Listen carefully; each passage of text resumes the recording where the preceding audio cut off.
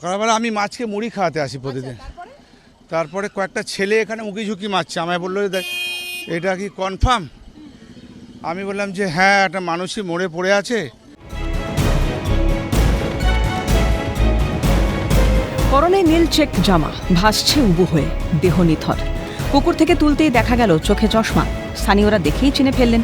মৃতের নাম পলাশ দাস। তৃণমূল কর্মী হিসেবে পলাশের রহস্য মৃত্যুতে চাঞ্চল্য বেহালার শখের বাজারে।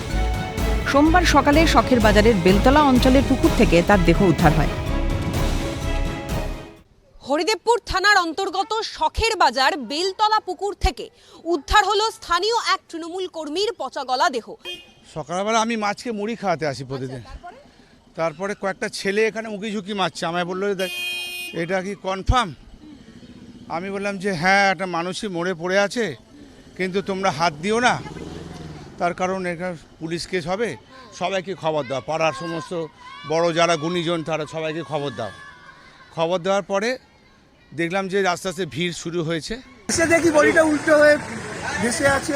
প্রথমে তো বুঝতে পারিনি কে, তারপরে আমরা ভেবেছি পাড়ারই কেউ যাকে আমরা ভেবেছিলাম সে দেখি দৌড়তে চলে এলো। আচ্ছা, তারপরে এখন বডিটা তোলার পরে তো হকচকিয়ে গেছি আমাদেরই দলের করে।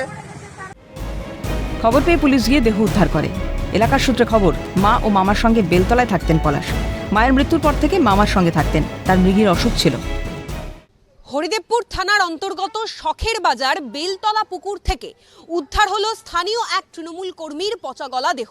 প্রশ্ন উঠছে, মৃগী আক্রান্ত হওয়ার পরেও কেন পুকুরে গিয়েছিলেন পলাশ? সন্দেহ আরও দানা বাঁধছে পলাশের প্রতিবেশীর বক্তব্যে। মির্গি রোগ ছিল ওনার। রোজ কি সকালে যেত?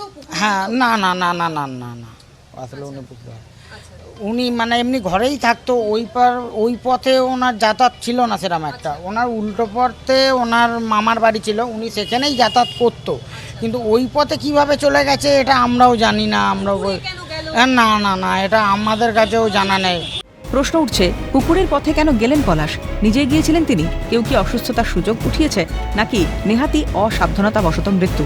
পুরো ঘটনা খতিয়ে দেখছে পুলিশ। আজ সকালবেলা বা এর আগে রিসেন্টলি তিনি এসেছিলেন, বা কোনো অসাবধানতাবশত তিনি পড়ে গিয়েছেন কিনা, দুর্ঘটনাবশত পড়ে গিয়েছেন কিনা, নাকি অন্য কোনো রহস্য রয়েছে, সমস্ত দিক খতিয়ে দেখা হচ্ছে পুলিশের তরফ থেকে। দেহ ময়নাতদন্তে পাঠানো হয়েছে। ময়নাতদন্তের রিপোর্ট হাতে এলে তবেই মৃত্যুর আসল কারণ সম্পর্কে নিশ্চিত হতে পারবেন তদন্তকারী আধিকারিকেরা।